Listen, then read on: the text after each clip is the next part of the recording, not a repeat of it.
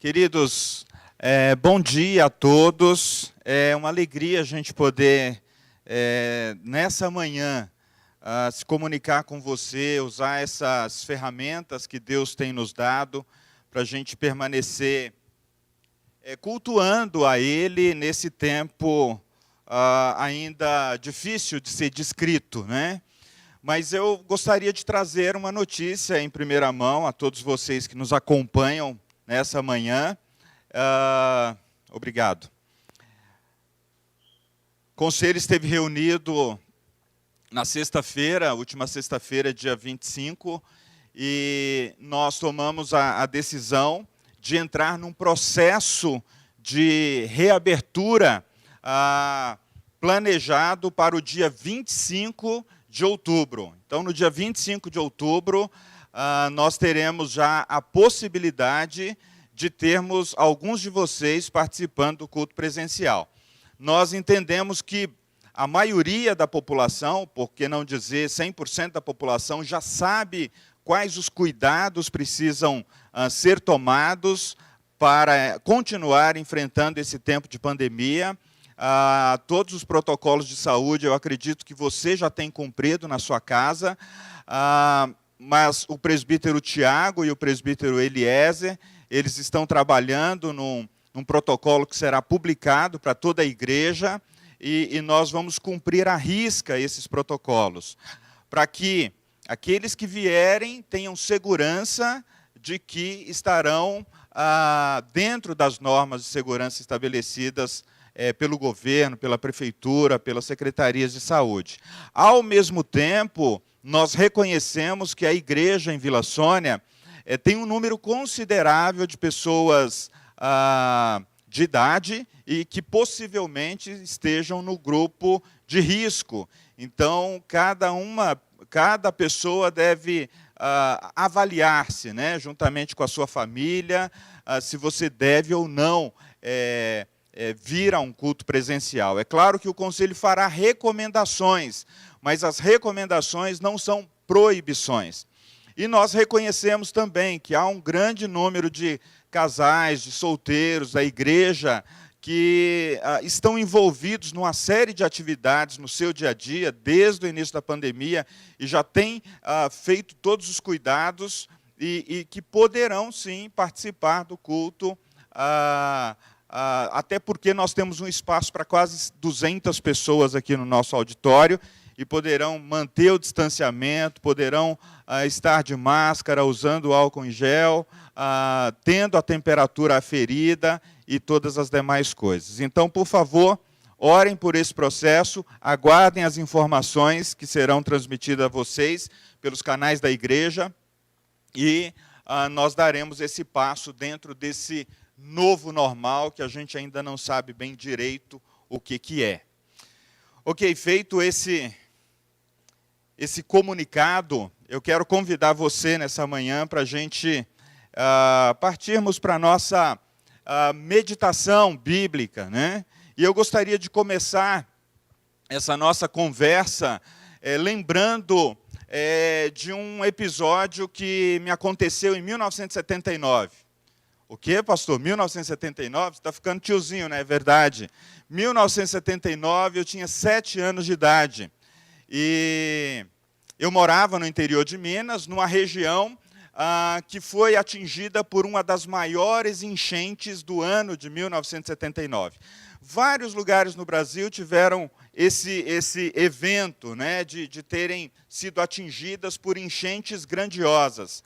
Mas o que me chama a atenção foi o fato de que, naquela região, uma das mais atingidas no Brasil, depois de alguns dias em casa, porque o comércio não abriu, minha mãe resolveu ir a um armazém, né, a um supermercado. Naquela época não havia hiper nem supermercado, mas armazéns, para fazer algumas compras. E como eu era muito pequeno, ela não ia me deixar em casa.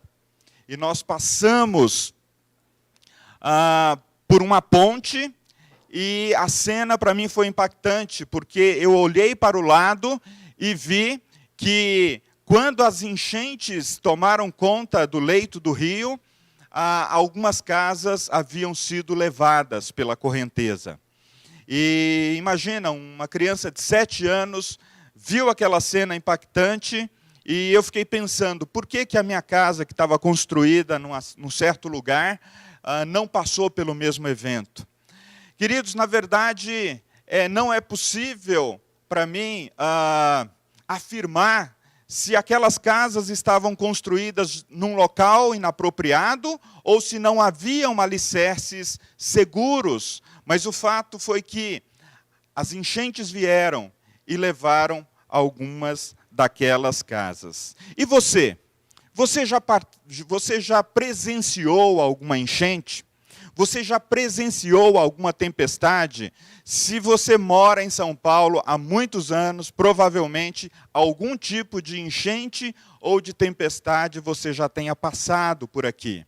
Mas é importante a gente lembrar que não apenas enchentes ou tempestades, como um evento climático, podem nos atingir.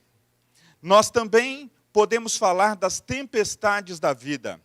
As tempestades da vida, queridos, podem vir e chegar às nossas casas, e chegar à casa de qualquer pessoa por meio de enfermidades, por meio da pobreza, dos fracassos, das frustrações, dos problemas no trabalho, na família, na própria vida pessoal. E também as tempestades da vida podem vir a nós por meio de dramas pessoais, de crises existenciais, de depressões. Aliás, o mês de setembro foi dedicado, à prevenção do suicídio.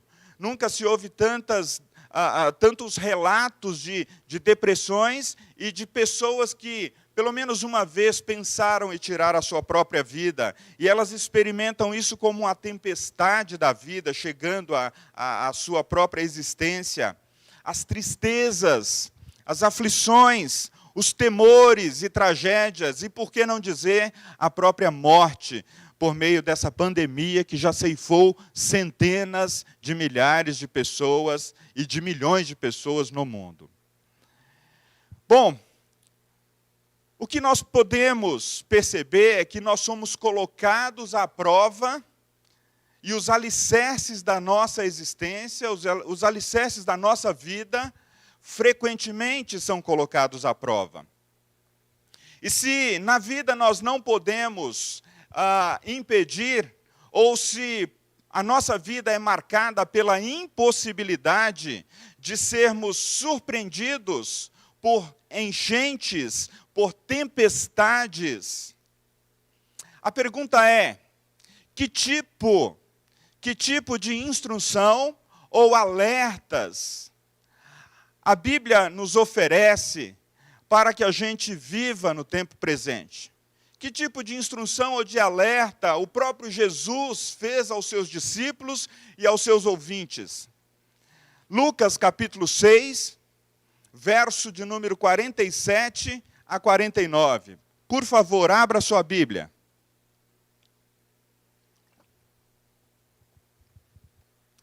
Qual é a resposta que o Evangelho pode nos trazer hoje?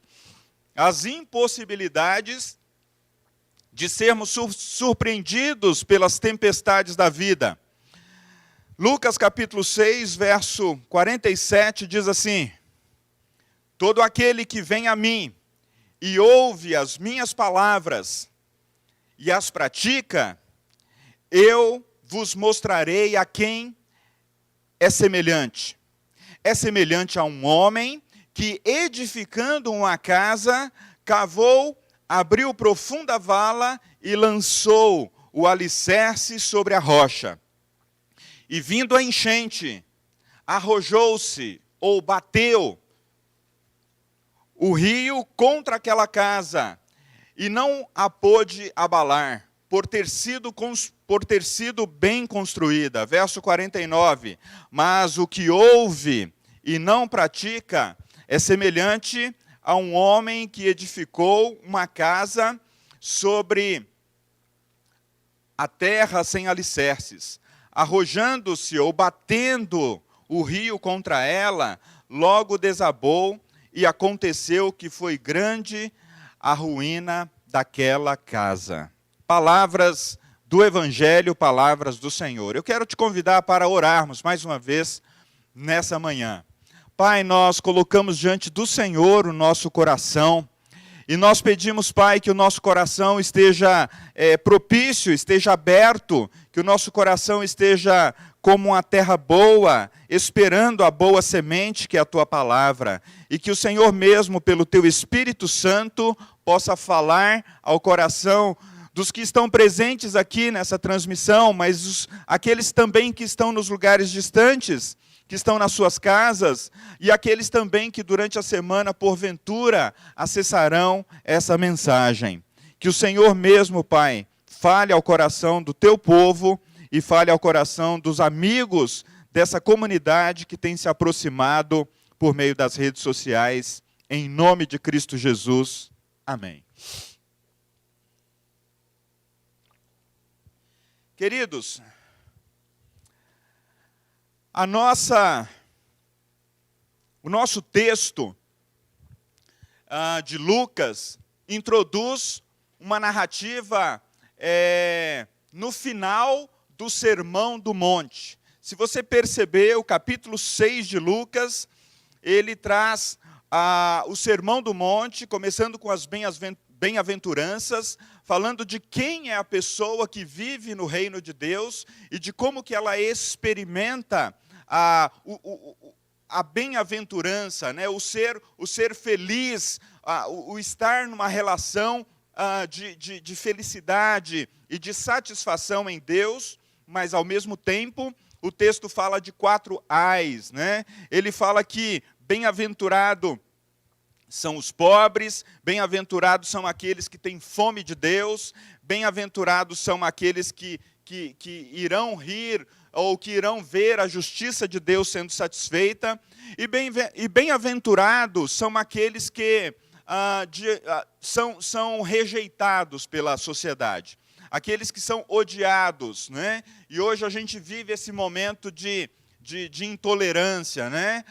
Nós não podemos ter opiniões que divergem da maioria, ou a minoria, ou a maioria se sente também rejeitada pela minoria, e parece fogo cruzado, né? Nós estamos num momento sensível da história. E é interessante que no Sermão do Monte, nos 4 ais, Jesus também diz, ai daqueles que se apoiam na riqueza, ai daqueles que constroem a sua vida sob a falsa segurança da riqueza, ai daqueles que se sentem fartos, né? Não têm fome alguma de Deus, não têm nenhum desejo por Deus, ai daqueles também que riem, eles riem de tudo que acontece ao seu redor e não se compadecem de nenhuma situação. Jesus disse, haverá um tempo que vocês chorarão e lamentarão. Também o 4 ai que Jesus denuncia aqui, ou o alerta que Jesus faz, é o de que, ai daqueles que se sentem elogiados o tempo todo, porque de alguma maneira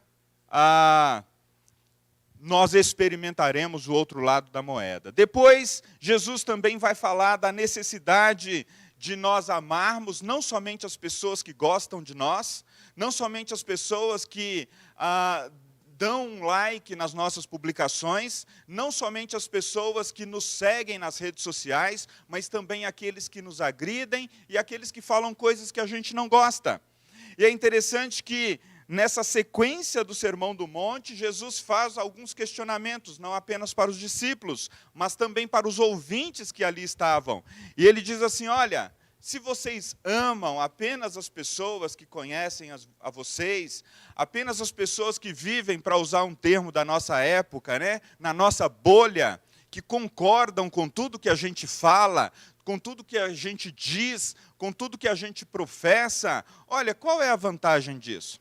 A vantagem seria você conviver com o diferente, você conviver com pessoas que não pensam da mesma maneira que você, sem desejar cancelá-las, sem desejar anulá-las, sem desejar fazer com que elas não estejam mais na sua presença.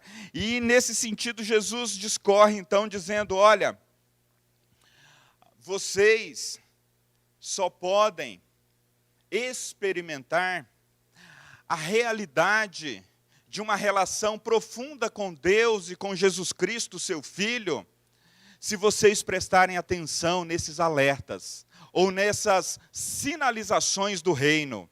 E é interessante que o Sermão do Monte entra também num quesito que tem sido muito presente no nosso tempo, irmãos e irmãs. A questão do julgamento. Então, a partir do capítulo, do verso 37, no capítulo 6 de Lucas, ele diz, olha, não julguem para vocês não serem julgados, não condenem para que vocês não sejam condenados, perdoai para que vocês também recebam o perdão.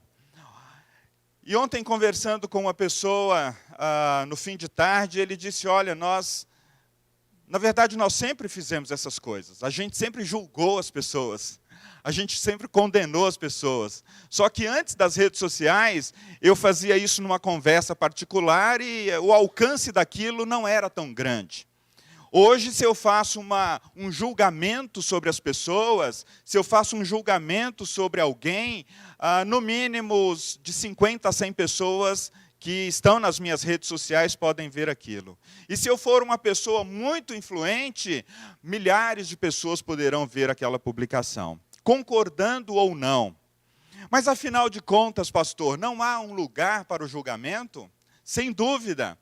Nós construímos a nossa vida e a nossa experiência de vida a partir de julgamentos simples, né? Nós julgamos, por exemplo, a temperatura e a gente escolhe qual é a roupa que a gente vai colocar para sair de casa, para se proteger da temperatura ou simplesmente para se sentir mais confortável. Os professores fazem julgamentos a respeito do desenvolvimento dos seus alunos. As autoridades públicas fazem julgamentos a respeito do comportamento das pessoas, As autoridades policiais precisam fazer isso numa certa medida. Afinal de contas, o julgamento está presente na existência humana, mas o que Jesus está falando aqui é daquele julgamento que tem o objetivo de passar por cima do outro, ignorar a existência do outro, a expressar não apenas uma opinião, mas expressar muitas vezes sentimentos que não estão bem resolvidos dentro de nós. Sejam eles de amargura, sejam eles de ressentimento e sejam eles de ódio, Recentemente as pessoas têm falado de ódio do bem, Você pode expressar toda a sua opinião com toda a força, seja ela intelectual ou verbal, para falar contra algo que você não acredita, e aquilo pode ser considerado uma coisa boa, um ódio do bem, Você está lutando para uma boa causa. Mas o texto do Sermão do Monte, esse sermão poderoso, fabuloso, continua dizendo que há uma experiência de um cego guiar outro cego, que isso não vai acabar bem, e que, normalmente, nós somos conhecidos pelos frutos que nós produzimos. Ou seja, nós não somos conhecidos apenas por aquilo que nós falamos, por aquilo que nós acreditamos intelectualmente, mas por aquilo que a nossa vida produz, pelas atitudes, pelos gestos, por aquilo que atinge as pessoas ao nosso redor e atinge o mundo no qual nós vivemos. E é nesse contexto, então, que no verso de número 46, Jesus, chegando ao final do sermão, ele diz, por que vocês me chamam Senhor, Senhor? Por que vocês me chamam Senhor, Senhor, se vocês não fazem o que eu mando? Nossa, agora parece que Jesus pegou pesado aqui. E o interessante, irmãos, que boa parte das mensagens da Bíblia, seja do Antigo Testamento, seja do Novo Testamento, elas terminam normalmente como uma mensagem de bênção, O pregador, ele faz questão também de quando ele vai trazer uma palavra, de quando ele vai interpretar as Escrituras, ele terminar a sua reflexão apontando para a esperança. apontando para uma proposta de superação daquele momento presente ou daquela realidade. Agora, Jesus encerra o Sermão do Monte com essa palavra, digamos assim, dura, essa palavra difícil, chamando a atenção dos discípulos e dos seus ouvintes, dizendo: olha, ok, vocês falam no meu nome, vocês me reconhecem, vocês me chamam de Senhor, Senhor, mas vocês não fazem o que eu mando. Alguns comentaristas dizem que apenas 4 livros na Bíblia terminam com palavras difíceis, com palavras duras, terminam com um final difícil. E, normalmente, esses livros, Eclesiastes, Lamentações, Malaquias e Isaías, quando eles eram lidos na sinagoga, os judeus faziam questão de ler alguns versos anteriores ou algum capítulo anterior que remetia a uma situação não tão difícil, porque após aquela leitura e o fechamento do livro, as pessoas iriam para casa. E eles não queriam que as pessoas fossem para casa com uma palavra tão dura. Mas, contrariando essa tradição, Jesus termina o Sermão do Monte, chamando a atenção dos seus ouvintes e dos seus discípulos para o fato de que a nossa relação com Jesus passa pelos alicerces da vida. E o texto apresenta pelo menos 2 alicerces interessantes para a gente pensar a nossa relação com Jesus. O alicerce da obediência e da submissão. Os discípulos e os ouvintes de Jesus, eles não deviam contentar apenas em ouvir a sua palavra. O que Jesus está querendo dizer é que nós, queridos, nós não deveríamos nos contentar apenas em ouvir a palavra de Deus, mas de transformar o que nós ouvimos em ação e verdade. Veja comigo, se você ainda está aí com a sua Bíblia, Tiago, o livro do Tiago, a carta, de Tiago, no capítulo 1, no verso de número 22, diz assim: tornai-vos, pois, praticantes da palavra, e não somente ouvintes, enganando-vos a vós mesmos. Porque se alguém é ouvinte da palavra e não praticante, assemelha-se ao homem que contempla no espelho o seu rosto natural. Ainda em Tiago, no capítulo 2, no verso de número 17, diz assim: assim também a fé, se não tiver obras, por si só está morta. Mas alguém dirá: tu tens fé, eu tenho obras. Mostra-me a tua fé sem obras, e eu, com as obras, te mostrarei a minha fé. Crês tu que Deus é um só? Fazes bem. Até os demônios creem e tremem. Querem, pois, ficar certo, ó homem insensato, de que a fé sem obras é inoperante? Não foi por obras que Abraão, o nosso pai, foi justificado quando ofereceu sobre o altar o próprio filho Isaque? Vês como a fé operava juntamente com as obras. Com efeito, foi pelas obras que a fé se consumou. Então, esses textos nos ajudam a lembrar daquilo que Jesus está propondo aqui. E as parábolas de Jesus eram histórias que Jesus utilizava, pegando especialmente o cenário da época, ou situações que os seus ouvintes e que os seus discípulos sabiam, para trazer um princípio profundo do reino de Deus. E é nesse ponto do sermão que ele conta a história de 2 homens que resolveram construir uma casa para si. E aí a gente poderia pensar em algumas imagens do que significa essa casa, do que representa essa casa. Bem, a casa, numa experiência negativa, para muitas pessoas, pode significar um lugar onde elas não gostariam de estar. Talvez um lugar onde elas sofreram abuso físico, abuso sexual, talvez elas sofreram restrições, talvez foi um lugar de ausência de paz. Muitas casas, infelizmente, são lugares onde as pessoas não têm boas memórias. Mas, num certo sentido, todos nós almejamos uma casa que significa exatamente o contrário. Nós almejamos uma casa que significa abrigo, que significa segurança, que significa lar. Aliás, morar em uma casa, ter uma casa confortável, não significa ter um lar. Não significa gozar de uma certa segurança. Não significa, portanto, ter a experiência de ser protegido, de ser cuidado, de ser aconchegado e de desfrutar de um ambiente no qual você gostaria de estar. Mas, ainda assim, a figura que Jesus usa aqui é uma figura positiva.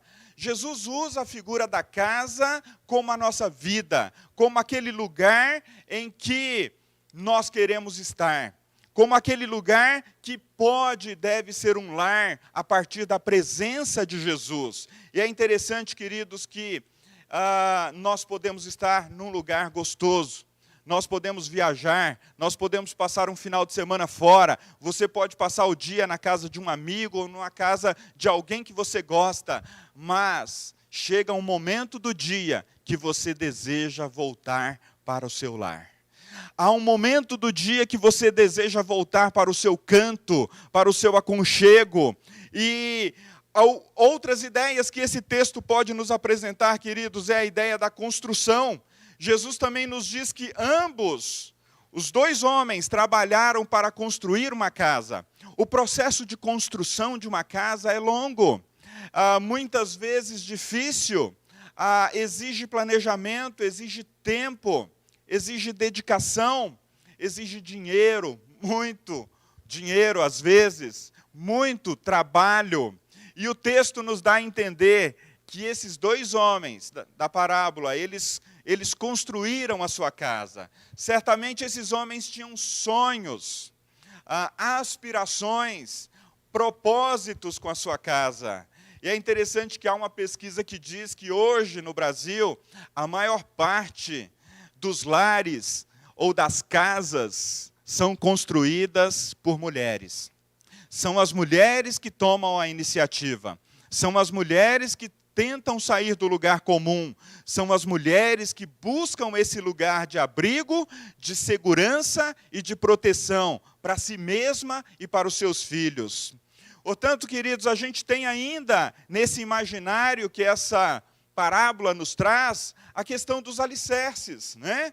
E na Palestina do tempo de Jesus, no primeiro século, na região do Mar da Galileia, aquele solo era bem arenoso. Mas no verão, depois de um tempo de muito verão, aquele chão costumava ser um terreno firme, um terreno sólido, no qual as pessoas podiam, então, cavar profundamente e encontrar um lugar mais seguro para fincar, então, os alicerces para a construção da sua casa. O texto também nos diz, queridos, que um dos construtores dessa casa, ele não se preocupou em cavar tão fundo. Ele apenas queria construir a casa. E uma outra figura que a gente tem é que, num determinado momento, essas duas casas passaram pela tempestade. A tempestade veio, mesmo num lugar aparentemente desértico, mesmo num lugar aparentemente sem grandes chuvas, acontecia um fenômeno recorrente. O fenômeno era que, mesmo aqueles córregos quase sem água, diante de uma tempestade, eles se tornavam um rio, eles se tornavam como uma torrente de água, e que alcançava as casas que estavam ao redor. E essas tempestades, elas, portanto, ao se transformarem numa corrente fortíssima, elas arrasavam o que estavam no seu caminho. O que essas imagens, queridos, da parábola trazem para você e para mim? O que elas evocam? O que Jesus quer mostrar com essa parábola? Eu repito a frase que eu afirmei agora há pouco: a nossa relação com Jesus passa pelos alicerces da obediência e da submissão. À luz do contexto do Sermão do Monte e de tudo aquilo que Jesus disse anteriormente sobre amar o próximo, sobre viver uma vida sem julgamento, sobre olhar para a nossa própria vida e perceber quais são os frutos que ela produz, a partir dessa realidade é que a gente pode ouvir as palavras de Jesus, as instruções de Jesus, os alertas de Jesus e nos perguntar a respeito da nossa relação com Jesus e de como esses alicerces passam ou não pela experiência da obediência e da submissão. É interessante, queridos, que o primeiro ponto aqui que eu destacaria é que Jesus não estava fazendo uma distinção entre as pessoas que o seguiam e as pessoas que não o seguiam. A palavra de Jesus, inicialmente, foi dirigida a pessoas religiosas, mas haviam pessoas não religiosas ouvindo a Jesus no Sermão do Monte.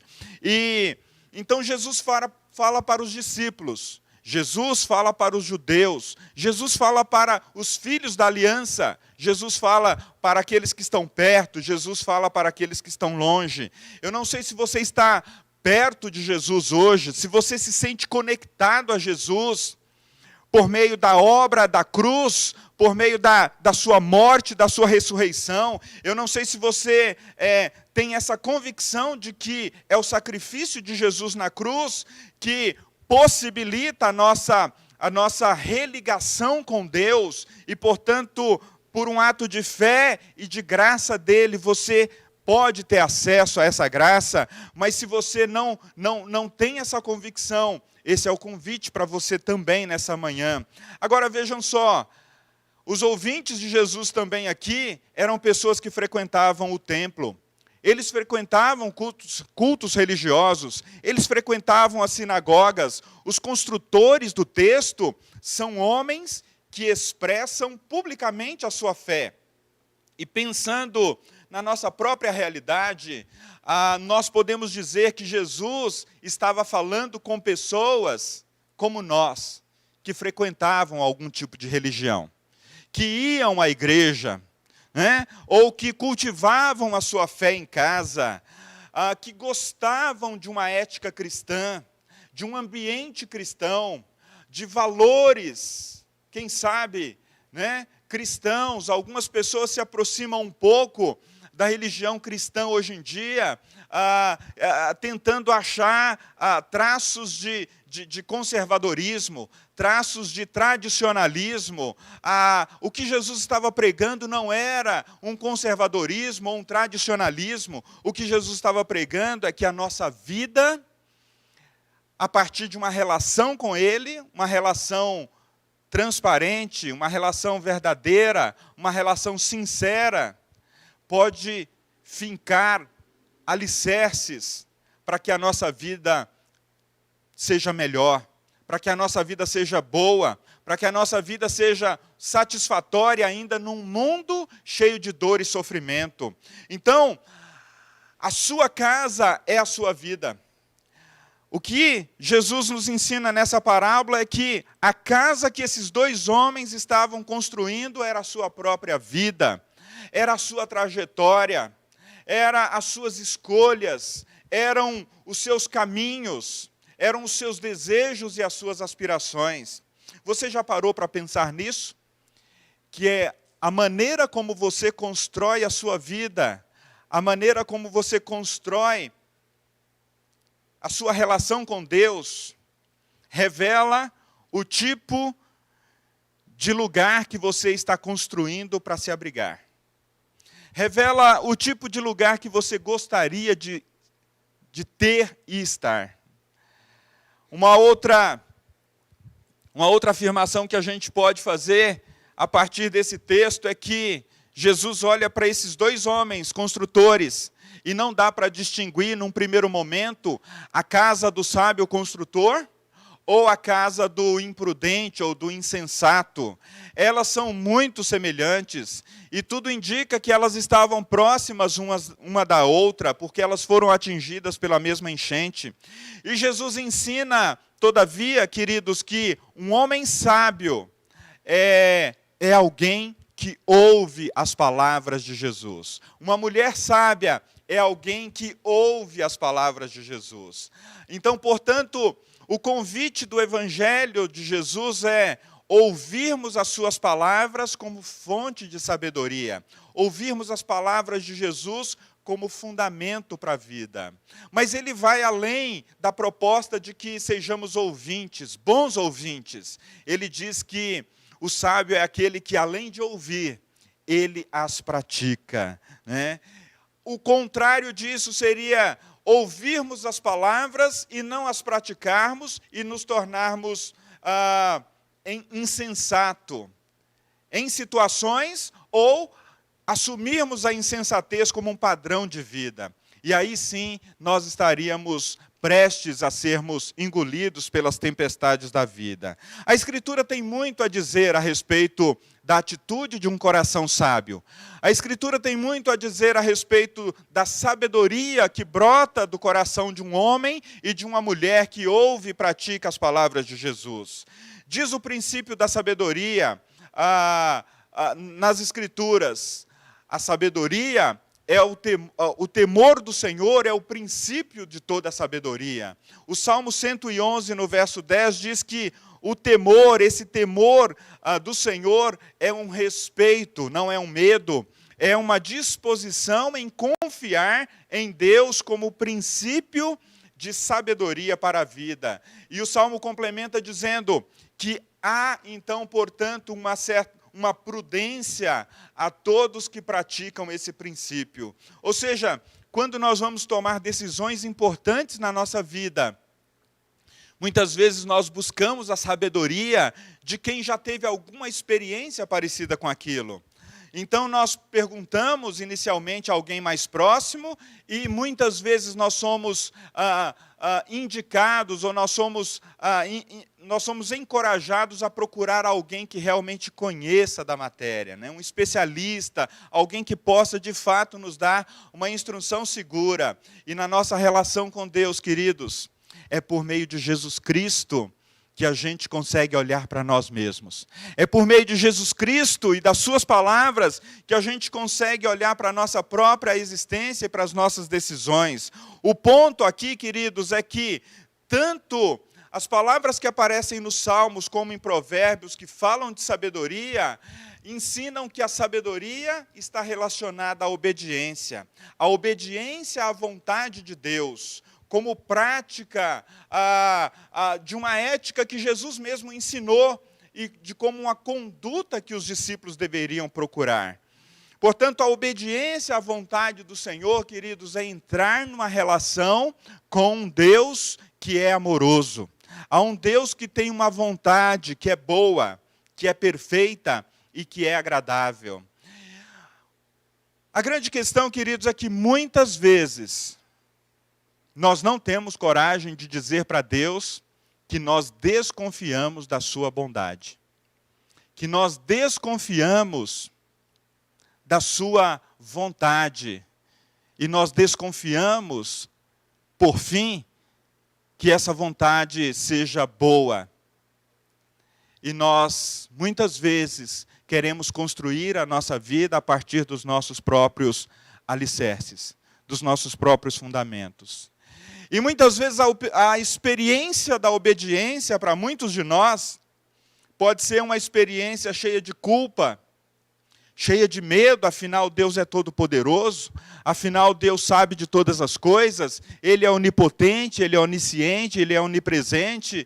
Então, eu sou motivado muitas vezes por sentimentos não de confiança e de amor a Jesus, mas eu sou motivado muitas vezes, como os fariseus, pela lei e pelas consequências que a lei poderia trazer a eles. A Escritura, queridos, nos convida ao fundamento, ao alicerce da obediência, não para uma experiência de medo, de culpa, de remorso, seja ela qual for. Mas o homem e a mulher, depois da queda, em algum nível sempre experimentou a ideia da obediência por causa do medo, a ideia da obediência por causa da culpa e a ideia da obediência simplesmente para agradar a Deus. Mas Deus te chama, Deus te convida, Deus convida a mim e a você para uma experiência mais profunda, e a submissão pode nos levar a esse patamar, porque a submissão, ela nos convida a uma obediência que reconhece o amor e a bondade de Deus. E então nós experimentamos a alegria em obedecer, e não o medo pelas consequências da não obediência. Provérbios capítulo 12, verso 15 diz: o caminho do insensato aos seus próprios olhos parece reto. Diz também o sábio: no juízo, a boca do insensato não terá palavra. Queridos, a insensatez é a nossa precipitação diante das coisas. É o nosso ouvir apenas a nós mesmos.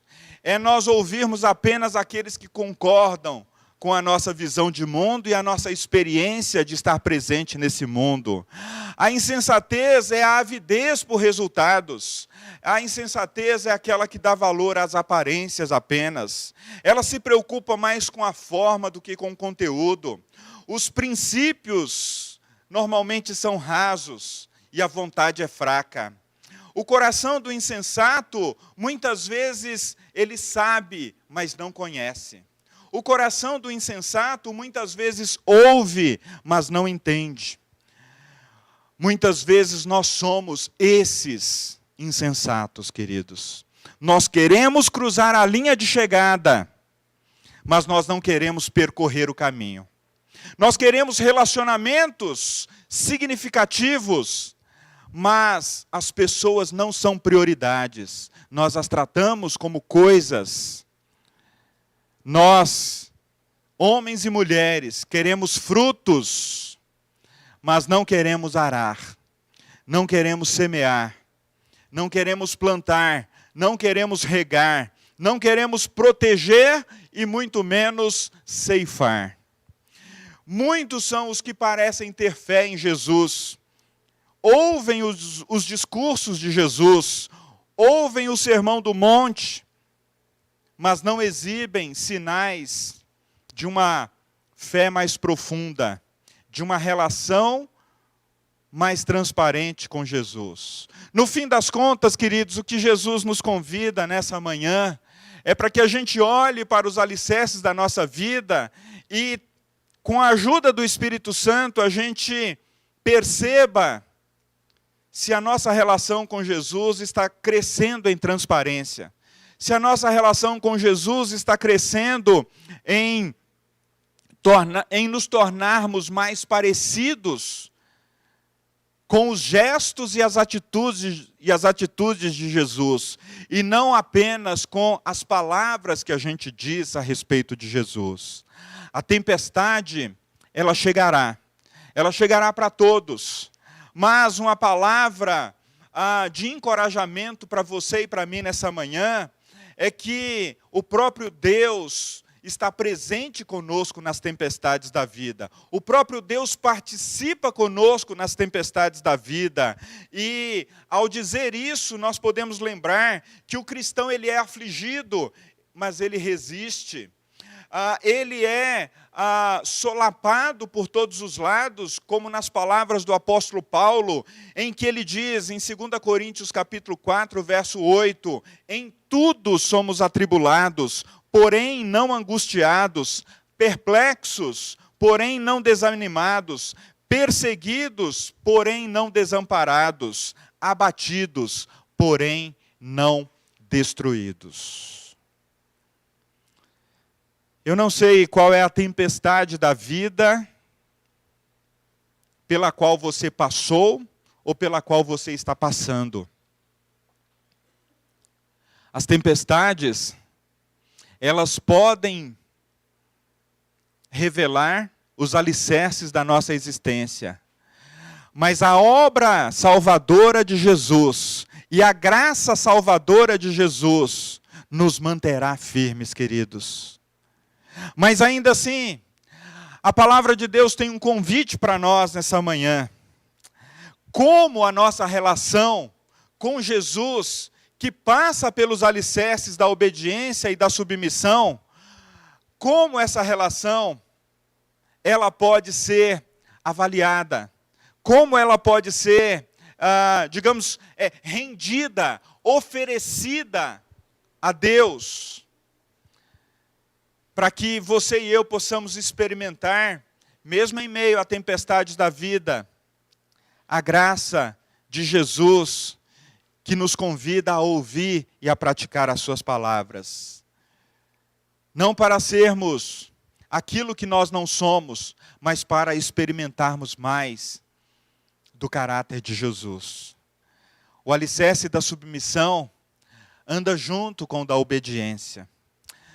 Todo o capítulo 6 de Lucas é um alerta, é um convite, ainda que por meio de uma palavra dura de Jesus, ao dizer, olha, vocês me chamam de Senhor, mas vocês não fazem o que eu mando.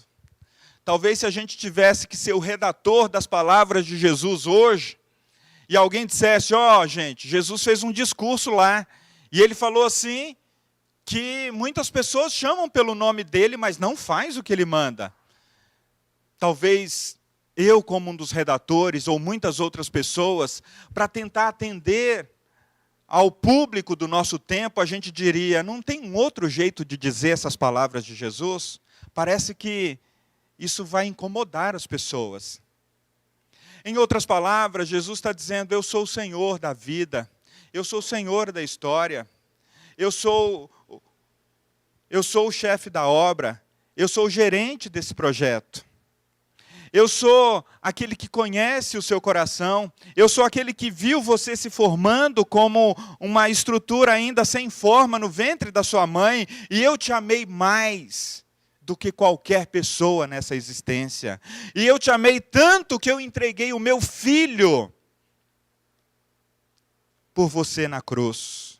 E ainda que as pessoas te abandonem, e ainda que a sua relação com o pai ou com a mãe, que deveria ser a relação mais significativa que você poderia experimentar na existência humana, foi uma relação desastrosa, uma relação de ausência, uma relação de não pertencimento, uma relação talvez até de abandono.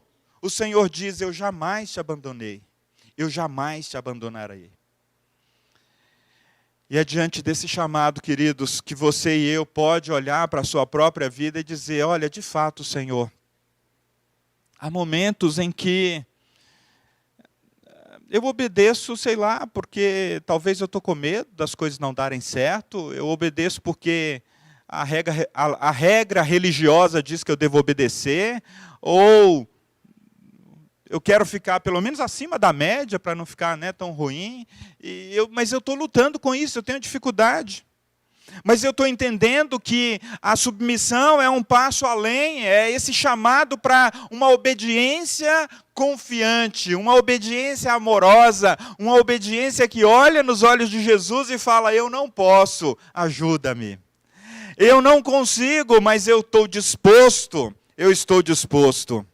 Queridos, é justamente na submissão que eu e você podemos encontrar a alegria do Evangelho. Há muitas pessoas experimentando o Evangelho sem alegria. E, portanto, são como edifícios, são como casas construídas sobre um fundamento inseguro, sobre um fundamento frágil. E as tempestades da vida vêm. As enfermidades, as ausências, as dificuldades no trabalho, nos relacionamentos familiares, as dificuldades existenciais, as dificuldades com as nossas questões íntimas e internas, e a gente sucumbe diante dessas tempestades. Eu quero convidar você nessa manhã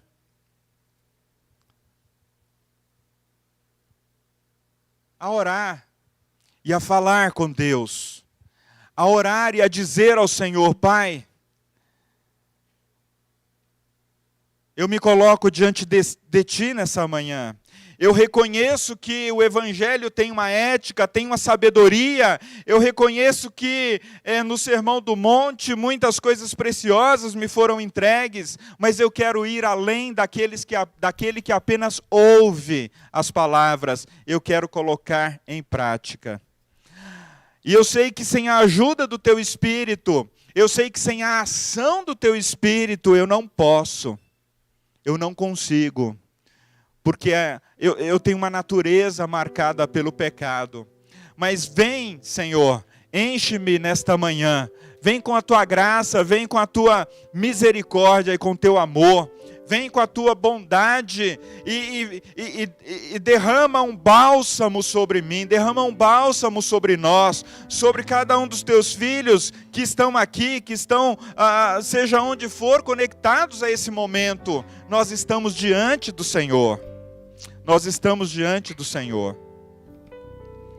E o Senhor, queridos, por mais que Ele fale às vezes de uma maneira dura, as palavras de Jesus traz conforto e consolação.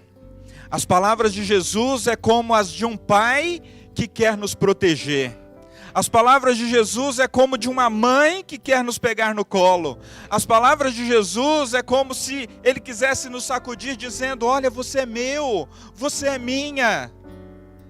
Veja bem quais são os alicerces que você está construindo a sua vida e a sua história, que você está fazendo as suas escolhas. Eu não quero que você seja solapado pelas tempestades da vida. Eu quero te convidar para ouvir essa música enquanto você ora, enquanto você pensa, enquanto você coloca o seu coração diante do Senhor. Eu quero te convidar a esse momento.